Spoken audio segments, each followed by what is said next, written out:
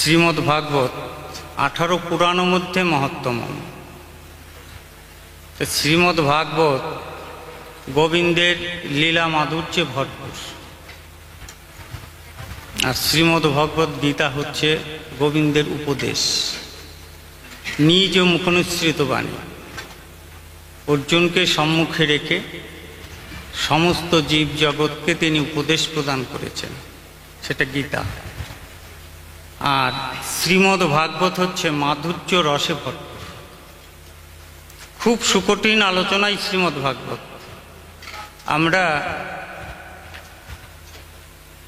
BA MA delete উপাধি নিতে পারি, কিন্তু সে শিক্ষার দ্বারা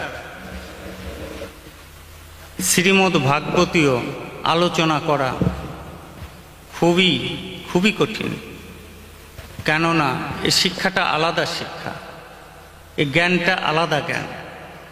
এই জ্ঞানটা হচ্ছে আধ্যাত্ম জ্ঞান, এবং এটা তখনই সম্ভব হবে যখনই পরমকৃষ্ণ ভক্তের কৃপা হবে জীবের প্রতি, এবং গুরু গোবিন্দের অপার করুণা নির্যাস হবে জীবের প্রতি। ঠিক তখনই শ্রীমদ্ ভাগবতের সার্থকতা হবে, কোনো জীব সেই শ্রীমদ্ ভাগবতকে আস্বাদন করতে পারবে। তাই গুরু কৃপা বিনে, কৃষ্ণ ভক্তের কৃপা বিনে শ্রীমদ্ ভাগবতীয় জ্ঞান আস্বাদন করা যায় না। আমরা অনেক বড় বড় ডিগ্রি নিতে পারি, কিন্তু কোনো উপাধি দিয়ে ভাগবতীয় জ্ঞানকে আস্বাদন করা যায় না। এটা সম্পূর্ণ আধ্যাত্ম তত্ত্বরস এবং গুরু গোবিন্দের কৃপার দ্বারা সম্ভব। তাই সুধীজন, আপনারা এখানে আছেন পরমকৃষ্ণ ভক্ত, শ্রীমদ্ ভাগবত সম্বন্ধে আলোচনা কতটুকুই বা আমি জানি, কতটুকুই বা করতে পারি। কিন্তু যদি ভক্তের কৃপা থাকে, গুরু গোবিন্দের কৃপা থাকে, তাহলে অনেক অসাধ্য সাধনও করা যায়। তা আপনারা পরমকৃষ্ণ ভক্তগণ যারা মায়েরা আছেন, আপনারা পিতাসম আছেন, ভ্রাতাসম আছেন, অনেকে, সকলে গুরু গোবিন্দের স্মরণ নিয়ে একটু প্রার্থনা রাখবেন, যেন আমি একা নই, আমরা সকলে মিলে আমরা এই কৃষ্ণ কথা যেন আস্বাদন করতে পারি। এই কৃপাটুকু আপনারা রাখবেন। তারপরে যতটুকু সম্ভব আপনাদের কৃপা যেমন হবে ঠিক তেমনভাবে হয়তো কণ্ঠ থেকে দু একটি কথা হয়তো আসবে। আমি কোনো বিজ্ঞ ব্যক্তি নই, উপাধিতে আমি বিশ্বাসী নই। আমি একমাত্র বিশ্বাসী গোবিন্দ চরণে, গুরু গোবিন্দের কৃপার কাছে, ভক্তের কৃপার কাছে আমি বিশ্বাসী। তাছাড়া অন্য কিছুতে বিশ্বাসী নেই।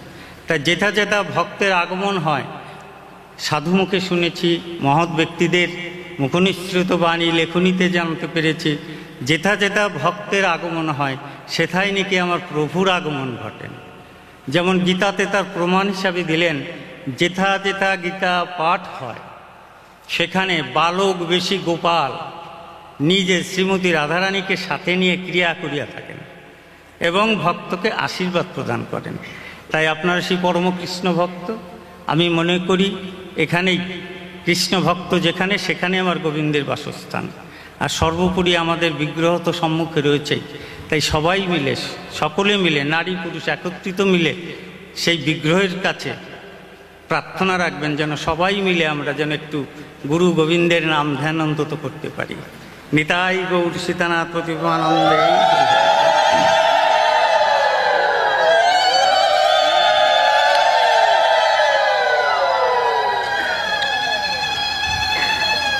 আজ শ্রীমদ্ ভাগবতের উদযাপন রজনী। আগামীকাল সেই প্রত্যহ থেকে, সূর্য উদয় থেকেই আমাদের শুরু হবে নতুন কিছু ক্রিয়া। সেটা হলো সেবা, প্রভুর সেবার আয়োজন। তাই আজ সেই শ্রীমদ্ ভাগবত উদযাপন রজনী। তাই এই যে শ্রীমদ্ ভাগবত আজ গোবিন্দের স্বাদ করেছিল। আমি ক্ষীর নবনীত সেবা নেই, কিন্তু আমি অন্ন সেবা করব। বনু মাঝে যখন গিয়েছিলেন, দাদা বলাইকে বায়না ধরে বললেন, আমাকে অন্ন সেবা দাও। ক্ষীর নবনী পুটুলিতে ছিল, সেগুলি দেওয়া সত্ত্বেও গোবিন্দ বলছেন না, ওটাই আমার উদর পূরণ হবে না, অন্ন ভিক্ষা, অন্ন চাই আমার। তাই সেই সেবা সম্বন্ধে যতটুকু সম্ভব গোবিন্দ যতটুকু কৃপা করবেন চেষ্টা রাখবো আপনাদের কাছে দু একটি কথোপকথনের মাধ্যম দিয়ে জানার। তাই সেবা, মহাপ্রভু চৈতন্য লীলায় তিনি বলেছেন যে সেবা বিনে সিদ্ধ বস্তু কভু নাহি মিলে। সেবা ছাড়া সিদ্ধ বস্তু কখনো মিলে না। অন্নই ব্রহ্ম, অন্নতেই একমাত্র তুষ্ট। তাই সেই সেবা দিগদর্শন বহু, 64 অঙ্গরূপ সেবা। আমরা ভাগ্যহত কলির জীব, আমরা গুরু কৃপা নিয়ে সাধন ভজন যাই করি, কতটা আমরা ভজনে প্রবেশ করতে পারি সেটা হয়তো সেই ভক্তই জানে না। তবে যারা করণধারী ভক্ত হন তাদের পক্ষে অনেক কিছু সম্ভব হয়। তা করণধারী ভক্তের সংখ্যা কত? এই কলিতে কৃষ্ণ ভক্ত কোটিতে গুটি পরিমাণ, কোটি জীব মাঝে গুটি পরিমাণ কৃষ্ণ ভক্ত জন্মে এই কলিতে। তাহলে আমরা সেই কলির জীব, আমাদের সেই কৃষ্ণ ভক্ত বলে আমরা আখ্যায়িত করি ঠিকই, কিন্তু কতটুকু আমরা কৃষ্ণ ভক্ত হতে পারলাম, গোবিন্দের নাম গুণগান কতটুকু আমরা হৃদয়ঙ্গম করতে পারলাম, সেটা কিন্তু বিচার্য বিষয়। গুরু আশ্রয় নিয়ে যদি কিছু গুরু কৃপা করেন তবে হয়তো এই ভাগ্যহত জীবের পক্ষে কিছু সম্ভব, নতুবা কিন্তু নয়। তাই রাজা পরীক্ষিত উদ্দেশ্যে শুকদেব গোস্বামী বলছেন, রাজন শ্রেণু মম মধুর বাক্যম শ্রীমদ ভাগবতম। তুমি শ্রবণ করো, তুমি যদি শ্রবণ করতে পারো মঙ্গল তোমার অবশ্যই হবে। তাই রাজা পরীক্ষিত আকুলি ব্যাকুলি হয়ে বারবার এই যে বলছেন, কেননা তাগিদ তো রাজা পরীক্ষিতের। তিনি বুঝতে পেরেছেন যে আমি 7 দিবস পরে তক্ষকে দংশিবে আমায়। আমি যত বড় রাজাই হই আর যা কিছুই হই না কেন, 7 দিবস পরে আমাকে কিন্তু যেতে হবে, কিছুতেই থাকা যাবে না। তাই রাজা পরীক্ষিত মুহুর্মুহু সময়ে প্রভুর কাছে আত্মনিবেদন করে বলছেন, প্রভু জীবন প্রদীপ নিভে যাচ্ছে, বড় দ্রুত গতিতে সময় চলে যাচ্ছে, 7 দিবস অতিবাহিত হতে আর বেশি বাকি নাই। তুমি কৃপা করো প্রভু, কৃপা করো, আমি যেন তোমার কৃপা নিয়ে, কৃষ্ণ ভক্তের করুণা নিয়ে আমি যেন সেই ভবসাগর পার হতে পারি। আমার জীবনে কোনো পাথেয় নেই, আমি করিনি কখনো সাধুসঙ্গ, করিনি কখনো কৃষ্ণ ভক্তের সাথে সঙ্গ, সদ্গুরুর সঙ্গ আমার ভাগ্যে হয়নি। আজীবনকাল আমি প্রজা পালন করেই এসেছি, তাই কি নিয়ে যাব? তুমি ছাড়া আর কোনো বান্ধব নেই প্রভু, তাই তুমি বলো। এই যে রাজা পরীক্ষিত এই যে বলছেন, কেন বলছেন? তিনি বুঝতে পারছেন আমাকে যেতে হবে। কোথায় যেতে হবে? পরপারে, ইহ জগৎ ছেড়ে অন্য একটি জায়গায়। তার মানে কি? রাজা পরীক্ষিতের মৃত্যু চিন্তা এসেছে যে আমি আর থাকতে পারবো না। তা পুত্র জন্মেজয়কে ডেকে যখন রাজমুকুট, অলঙ্কার, রাজ সিংহাসন সব কিছু যখন দিয়ে বললেন, পুত্র মোর, হেথা ছাড়ি যাব আমি বদ্রিকানাথ আশ্রমে, সেখান থেকে শ্রীমদ্ ভাগবত আনয়ন করে বালুকাময় আসন উপবেশন করব, গঙ্গা তীরে শুদ্ধ ব্যাসাসন স্থাপন করে কৃষ্ণ ভক্ত সমীপে বসে নৈমিষারণ্য মাঝে আমি সেই শ্রীমদ্ ভাগবতীয় কথকথা আমি শ্রবণ করব। কেননা আমি যে অভিশপ্ত হয়েছি, মুনি গলে মৃত সর্প দিয়েছেন, তাই মুনিপুত্র শৃঙ্গী মোড়ে দিয়েছে অভিশাপ। 7 দিবস পরে যেতে হবে চলে, পিছু ডেকো না, পিছু ডেকো না জন্মেজয়। পুত্র বলেছিল, পিতা যেতে নাহি দেব, প্রয়োজনে আমি ওই তক্ষককে আমি পূর্ণাহুতি দেব, যজ্ঞ আয়োজন করে তক্ষককে আমি পূর্ণাহুতি রূপে আমি নিক্ষেপ করব অগ্নিকুণ্ডে, দেখি কি করে আপনাকে দংশন করে। কিন্তু রাজা পরীক্ষিত বলছিলেন, শৃঙ্গী, ব্রহ্ম অভিশাপ মিথ্যা হবার নয়। কালের কবল গ্রাসে সময় অতিবাহিত হয়ে গেলে আমাকে যেতে হবে। অতএব তুমি পিছু ডেকো না। আমি যখন সময় পেয়েছি সপ্ত দিবস, এই সপ্ত দিবস আমি বৃথা যেতে দেব না। তাই আমাকে পিছু তুমি ডেকো না। বারবার করে ডেকেছিল জন্মেজয়, পিতা যেতে নাহি দেব। প্রজাগণ ডাকে, রাজা যেতে নাহি দেব। ভালোবাসার যারা লোক ছিল প্রত্যেকেই বলছে যেতে নাহি দেব। কিন্তু পরীক্ষিত কিন্তু চলছেন ধেয়ে সুদূর বদ্রিকানাথ আশ্রমে, সেই বদ্রীনারায়ণের ওখানে কৃষ্ণ দ্বৈপায়ন ব্যাস রচিত, গণেশের সুন্দর হস্তাক্ষরে লিখিত শ্রীমদ্ ভাগবত গচ্ছিত ছিল।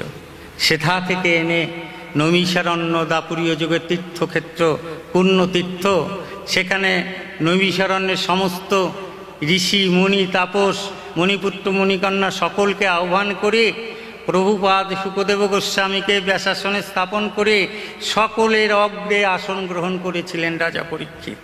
গললগ্ন কৃতবাসে তারা ছিল না কোনো রাজবেশ, রাজমুকুটও ছিল না, বিষয় বৈভব সব কিছু পরিত্যাগ করে তিনি এসেছেন সর্বস্ব হারিয়ে সেই নৈমিষারণ্য মাঝে।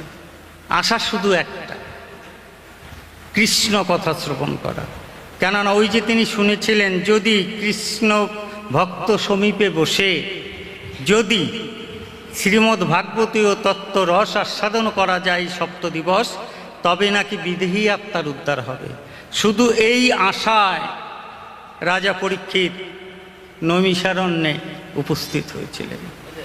ধোলায় ধূসরিত হচ্ছেন, অশ্রু জল দিয়ে কখনো কৃষ্ণ ভক্তের চরণ ধৌত করছেন, কখনো প্রভুপাদ শুকদেব গোস্বামী চরণ যুগল জড়িয়ে ধরে বক্ষে বলছেন, প্রভু আমার আজ দেবার কিছু নাই, আজ আমি নিঃস্ব, আজ আমি রিক্ত, আমি সর্বহারা, কৃপা করো তুমি করুণাময়, তুমি কৃপা করো। সম্মুখে সপ্ত দিবস আমি বৃথা যেতে দেব না। তুমি কহো কৃষ্ণ কথা, লহো কৃষ্ণের নাম, তরিতে তরাও প্রভু দিয়া হরির নাম। আমার এই পামর তরিতে তুমি হরিনাম দিয়ে উদ্ধার করো। তাই সেই হরিনাম দিয়ে উদ্ধার করো তুমি আমাকে, আমার আজ কিছু নেই। এই যে রাজা পরীক্ষিত তার আকুলি ব্যাকুলি চিত্তে বারবার তিনি বলছেন, কেন? তিনি বুঝতে পেরেছেন যা কিছু জীবদ্দশায় থেকে এ পর্যন্ত আমি করলাম সবই ভুলে ভরে গেছে। এখন আমাকে যেতে হবে, এটা অতীব ধ্রুব সত্য। তাই কি নিয়ে যাব আমি? আমার তো সাথে কিছু নাই, পরমার্থিক জগতের কামাই কিছু নাই। ইহজগতে আমার অনেক অর্থ, অনেক গহনা, অনেক প্রতিপত্তি, সুনাম, যশ, আভিজাত্য অনেক কিছু আছে, কিন্তু আমার পরমার্থিক জগতের পাথে তো কিছু নাই। সেই পাথেও যদি নিতে হয় তাহলে আমার সাধু সঙ্গ করতে হবে, তাহলে আমার কৃষ্ণ ভক্তের সঙ্গ নিতে হবে, গুরু গোবিন্দের চরণে আশ্রয় নিতে হবে। যদি আমি তা না পারি তাহলে তো আমার সাধের জনম বৃথা হয়ে গেল। মানব জনম বৃথা গেল রে সাধুর সঙ্গ বিনে। আমার সাধুর সঙ্গ বিনে আমার মানব জনম বৃথা যায়। তাই বৃথা তো চলেই গেছে, যতটুকু আছে বাকি সেইটুকু যাতে বৃথা যেতে না হয় আমি সে চেষ্টা করব। তাই আজ আকুলি ব্যাকুলি চিত্তে তিনি নৈমিষারণ্যে এসছেন কৃষ্ণ ভক্ত সমীপে। তাহলে এই যে আমরা যারা জীব জগতে আছি, আমরা কৃষ্ণ নাম শ্রবণ করি, সাধুকথা শ্রবণ করি, ভাগবতীয় তত্ত্বরস আস্বাদন করতে চেষ্টা করি, তাহলে আমাদের ভাবনাটা কি হওয়া উচিত? আমাদের লালসাটা কি হওয়া উচিত? আমাদের ভাবনাটা হওয়া উচিত ঠিক যেমনি রাজা পরীক্ষিতের ভাবনা এসেছিল। তার যখন ভুল ভেঙেছিল সম্মুখে বেশি সময় তার ছিল না, তাই আমাদের ভাবনাটাও ঠিক তেমনি হওয়া উচিত যে এই যে আমি আছি আর কত সময় বা থাকব। তাই এই যে নিদ্রা অবস্থায় রাত্রে যখন সোনার পালঙ্কে, শাল কাঠ সেগুন কাঠের পালঙ্কে আমরা শয়ন করি, নিদ্রিত অবস্থায় যখন থাকি, ওই নিদ্রা যদি আর না ভাঙে, আমার পরম যদি ওই নিদ্রার মাঝেই যদি চলে যান, তাহলে নিথর দেহখানা কিন্তু আমাদের পড়ে রবে। সে সেগুন কাঠের পালঙ্কই হোক আর মাটির বিছানাই হোক, আর কিন্তু সে নিদ্রা ভাঙবে না, যেতে কিন্তু আমাদের হবে। আলমারিতে ভালো ভালো জামা কাপড় বানিয়ে রেখেছি, ওটা আলমারিতেই শোভা পাবে। আলনায় ঝুলিয়ে রেখেছি কিছু পোশাক, ওটা আলনাতেই ঝুলে থাকবে। ব্যাংকে লক্ষ লক্ষ টাকা আমি জমিয়ে রেখেছি, ওটা ব্যাংকে থাকবে, অন্য কেউ হয়তো সেবা নেবে। কিন্তু আমি কি পেলাম? আমার তো সেই শূন্য হাতেই যেতে হবে। আমাকে যখন নিয়ে যাবে সকলে মিলে, ভালো পালঙ্কে শয়ন করিয়ে নিয়ে যাক, হরিনাম সংকীর্তন করতে করতে নিয়ে যাক, আর যাই যেভাবেই নিয়ে যাক না কেন, কিন্তু আমার তো আর সম্বল কিছু থাকবে না, সেই শূন্য হাতেই তো আমাকে যেতে হবে। তাই সময় থাকতে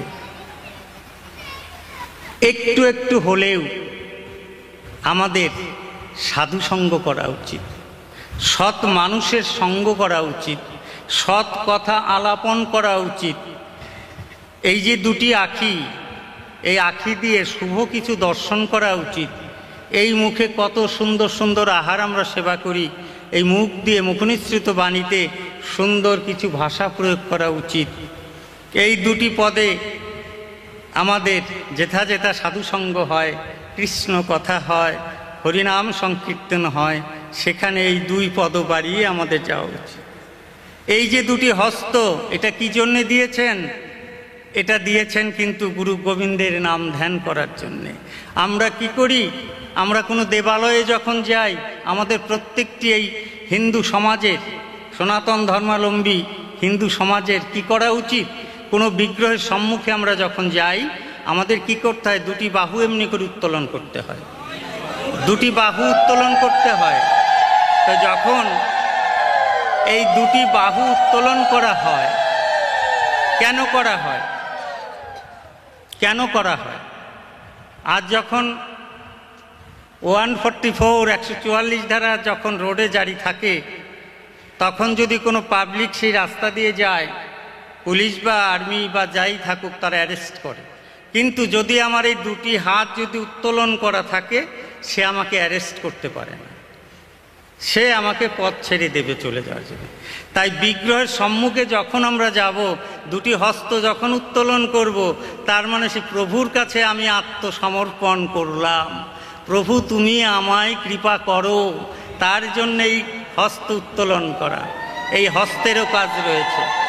কিন্তু আমরা কি করি? আমরা ধনমদ অহংকারে আভিজাত্যে পরিপূর্ণ হয়ে বিভিন্ন তীর্থ ঘুরতে যাই। আমরা অনেকে বলি না, আমরা ঘুরে আসব, ঘুরতে যাচ্ছি। কোথায় যাচ্ছি? বৃন্দাবন, কাশী, অমুক তমুক, হ্যান ত্যান। কথাটা হয়তো যে বলছে তার পক্ষে ঠিক, কিন্তু ঘোরা একটা জিনিস আর তীর্থ করা আর একটা জিনিস। তীর্থের যে তীর্থে আমি যাব, সে তীর্থে যাবার আগে সে তীর্থের অধিষ্ঠাত্রী দেবতা বা দেবী কে, সেটা আমাকে আগে বুঝতে হবে। আমি যদি বৃন্দাবনে যাই, তা সেখানে বৃন্দাবনে যাবার আগে আমাকে ভাবনার দ্বারা ভাবতে হবে আমি কেন যাচ্ছি বৃন্দাবনে, কি আছে বৃন্দাবনে। তাহলে সেখানে কি আছে?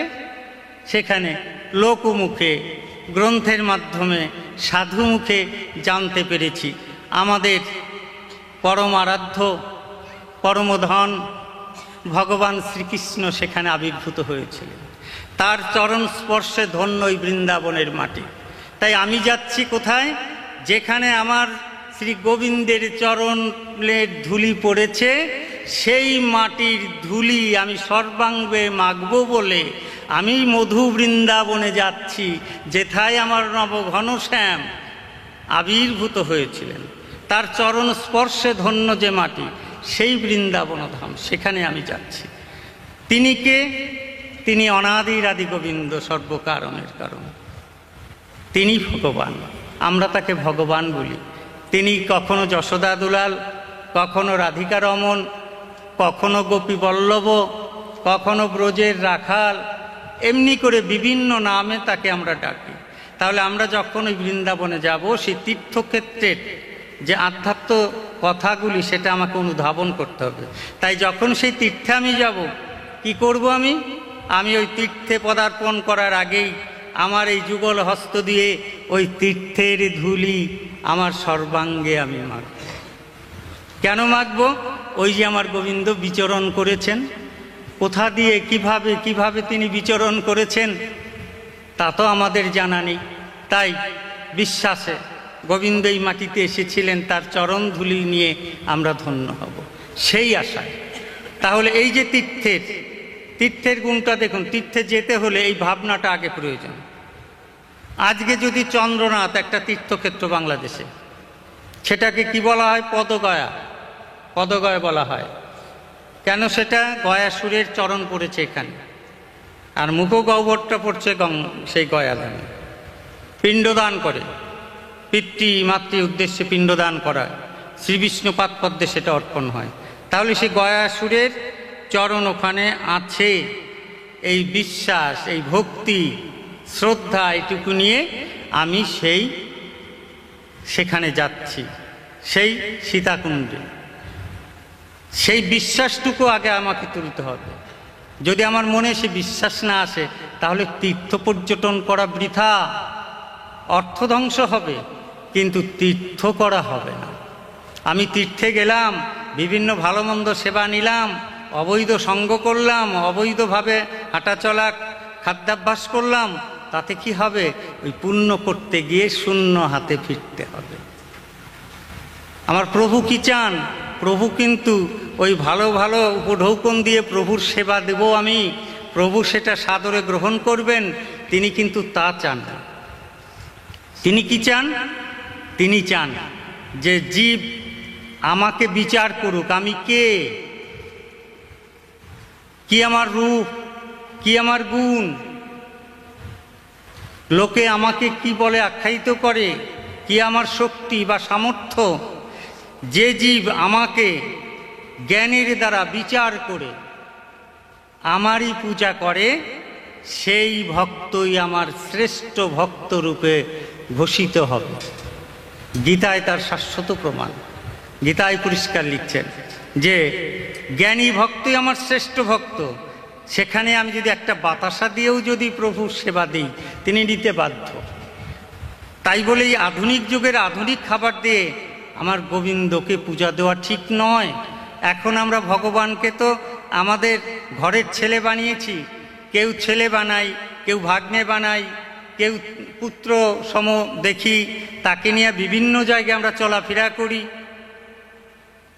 দেবতার আসন থেকে নেমে টেনে নামিয়েছি আমরা, ভগবানের আসনটা আমরা ধরে রাখতে পারিনি।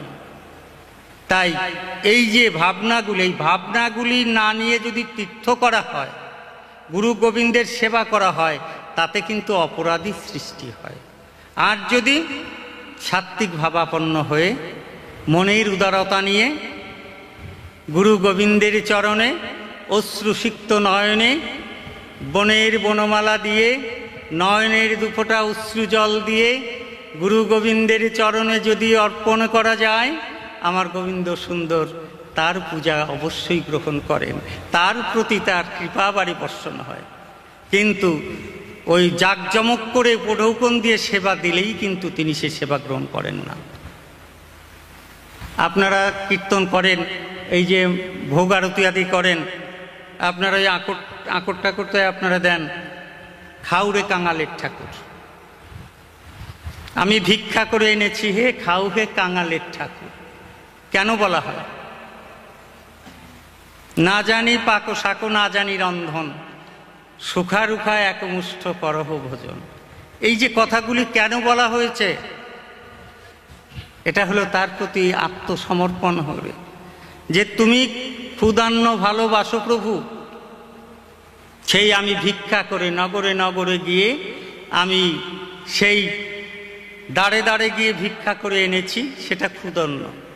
তাই দিয়ে প্রভু তোমার সেবার আয়োজন করছি, তুমি সেবা নাও প্রভু, তুমি সেবা করে প্রসাদ দিয়ে তোমার ভক্তকুলকে তুমি ধন্য করো।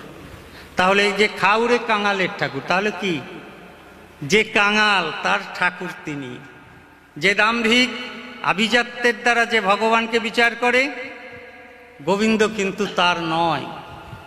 অতি দর্পে হতলঙ্কা হইল রাবণ, অতি দানে বলি রাজার পাতালেতে ঠাই, অতিশয় কোনো কার্য না করিও ভাই। তার মানে কি, দানে যখন অহংকার আসে, কর্মে যখন অহংকার আসে, তখনই তার পতন হয়। শাস্ত্রীয় প্রমাণে কি বলছেন, রাজা বলি পরমভক্ত প্রহ্লাদের বংশজাত সন্তান, সেই বলিরাজ দান করছিলেন গুরুদেবকে রেখে, সম্মুখে রেখে।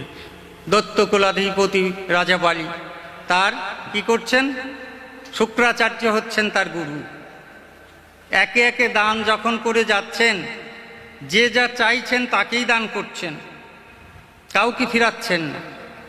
তাতে অট্টহাসি হাসছেন মাঝে মাঝে ওই বলিরাজ। কিন্তু শুক্রাচার্যের এটা ভালো লাগছিল না, যে রাজার তো খুব অহংকার হয়ে গেছে, আমি শ্রেষ্ঠ দানবীর হব। গোবিন্দ সুন্দর চিন্তা করলেন যে এই দাম্ভিকতা তো ভালো না, এই দাম্ভিকতা নিয়ে তো গোবিন্দ সেবা হয় না। তিনি কি করলেন, ছোট্ট বামন রূপে, বামান্য বট, বামন রূপে এমনি করে আর কি, এতটুকু সাইজ প্রায়, সেই অবস্থায় তিনি চললেন ওই বলিরাজের ওখানে। যাওয়ার পরই পাদ্য অর্ঘ্য দিয়ে আগে চরণ ধৌত করতে হবে। শুক্রাচার্য কিন্তু ধরে ফেলেছিলেন বামনদেবকে, এ তো আর কেউ নয়, এ আর কেউ নয়, এ তো আমার সে অনাদিরাদি গোবিন্দ। তিনি তো দর্পহারী মধুসূদন, রাজা বলির দর্প হয়েছে, দর্প চূর্ণ করার অভিলাষে তিনি এসেছেন। তাই কি করলেন, বলি তুমি দান করো না। বলছে না না গুরুদেব, কি বলছেন, দান করব না। ব্রাহ্মণের চরণ ধৌত করছেন, করার পরে পুষ্পাঞ্জলি দিয়ে বলছেন, বলো ব্রাহ্মণ কি তব চাহিদা। বলছে আমার বেশি কিছু চাওয়া নেই, আমি ছোট্ট মানুষ, আমাকে ত্রিপাদ ভূমি দান করো। তা 3টি পা কতটুকুই বা জায়গা, 3টি পা। বলছে আমার ত্রিপাদ ভূমি আমাকে দাও, আর বেশি কিছুর প্রয়োজন নেই। বলছে ব্রাহ্মণ তুমি ছোট্ট মানুষ, আর কিছু চাওয়ার ছিল না, মাত্র ত্রিপাদ ভূমি, এটুকু ভূমি নিয়ে কি করবে তুমি। তাহলে এই যে ভাবনাটা তার, এখানেও কিন্তু একটা তাচ্ছিল্যের সুর, সে না বুঝেই কিন্তু এ কথাগুলি বলছেন। তখন কি করলেন, বলছে ঠিক আছে, তুমি যখন এটা ছাড়া নেবে না, ওটাই তোমাকে দেওয়া হবে। তা যখন পাদ্যর্ঘ্য নিয়ে মন্ত্রপুত করতে যাবেন, শুক্রাচার্য দেখছেন আমার ভক্ত তো শেষ হয়ে যাচ্ছে, এ কিছুতেই ত্রিপদভূমি দিতে পারবে না, ও তো বুঝতে পারছে না, আর আমিও বলতে পারছি না। তাই ভক্তকে রক্ষার জন্য সেই কমণ্ডলুর যে নাল, সেই নালের ভিতরে লৌহ দানার মতো করে ওই নালটাকে আবদ্ধ করে দিলেন, যাতে জল না পড়ে, গঙ্গা বাড়ি যাতে না পড়ে, আর সে মন্ত্র উচ্চারণও না করতে পারে। তা কয়েকবার ঢালার চেষ্টা করে যখন পড়ছে না, রাজা বলি তখন কি করলেন, শলাকা দিয়ে ওটাকে যখন এমনি করে আঘাত করেছেন, শুক্রাচার্যের আখিতে গিয়ে লেগেছে ওটা।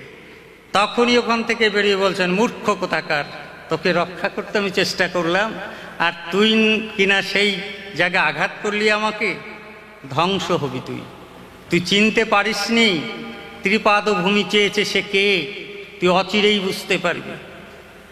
সেই থেকে এই শুক্রাচার্যের একটি চক্ষু কিন্তু অন্ধরূপে থাকে। তখন বলছে বলো তাহলে তোমার এক পা জায়গা নাও। তিনি কি করেছেন, একটা চরণ দিয়ে তিনি মর্তধামকে দখল করেছেন, সারা মর্তধামকে তিনি ধরে ফেলেছেন একটা চরণে।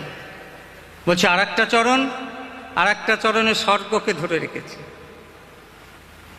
বলছে আর, বলছে তাই তো, এখন আমি কি দেই তোমায়।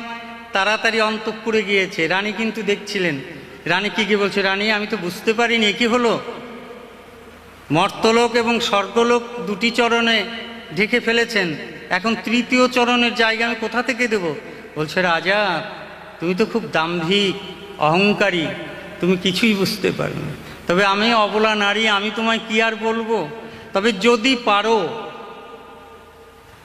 ওই প্রভুর চরণের কাছে গিয়ে নিজের উন্নত মস্তকটা নামিয়ে দিয়ে বলো যে প্রভু, ওই তোমার তৃতীয় চরণ আমার মস্তকে ধারণ করো।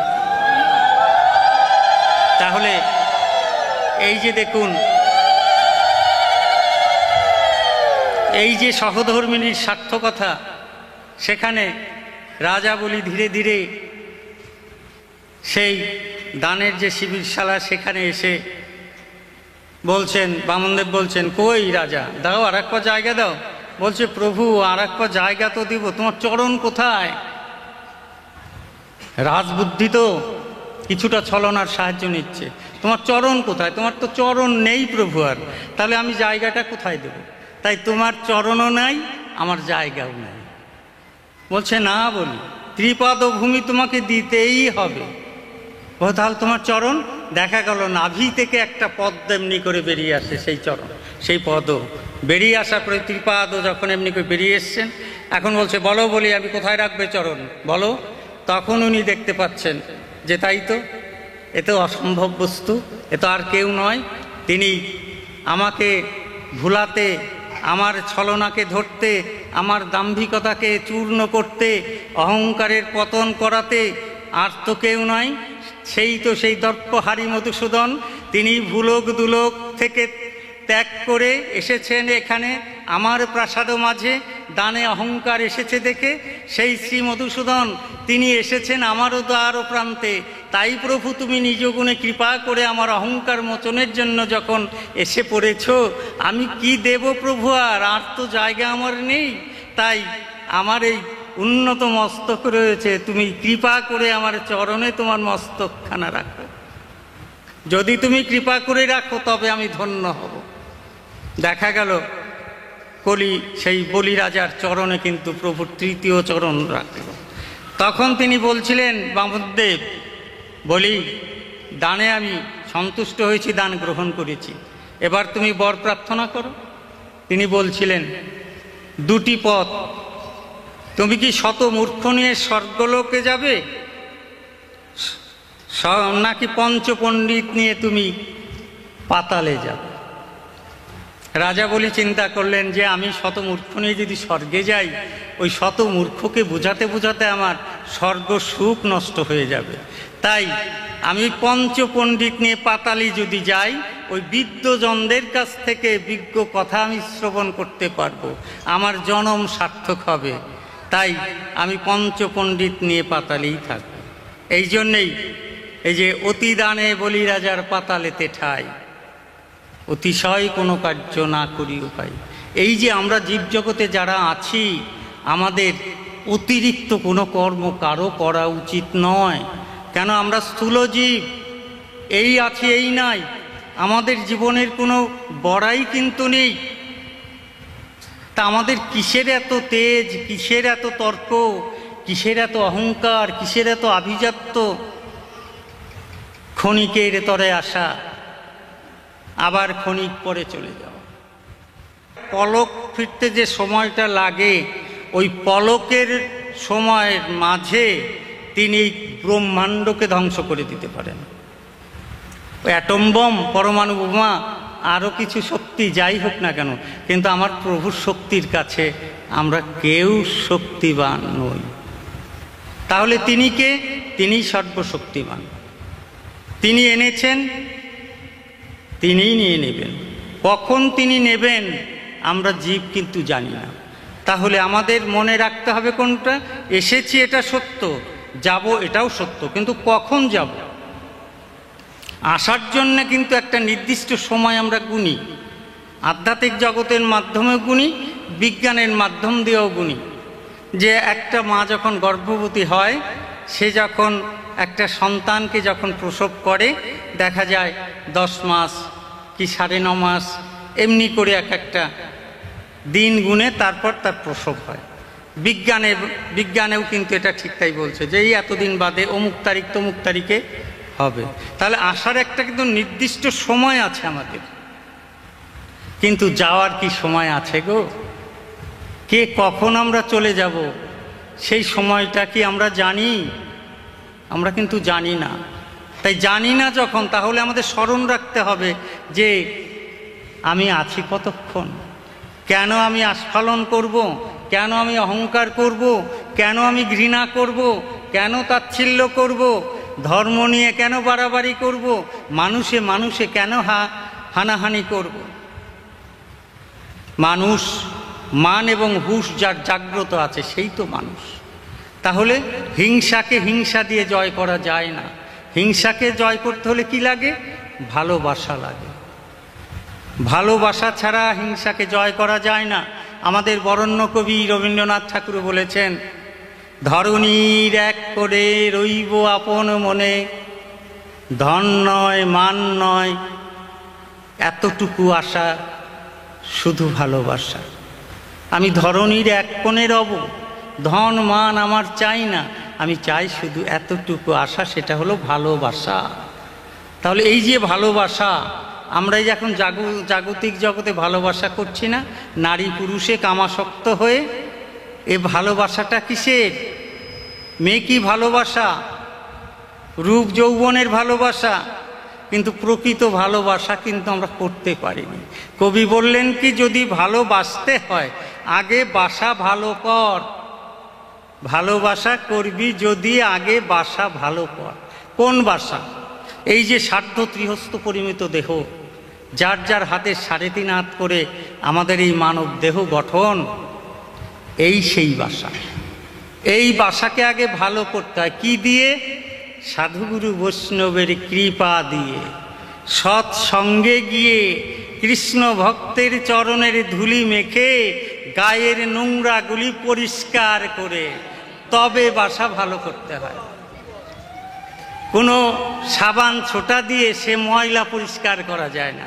সে পরিষ্কার করতে গেলে ওই গুরু গোবিন্দের চরণের ধুলি লাগে, তা ব্যতীত ওই নোংরা কখনো কিন্তু পরিষ্কার হয় না।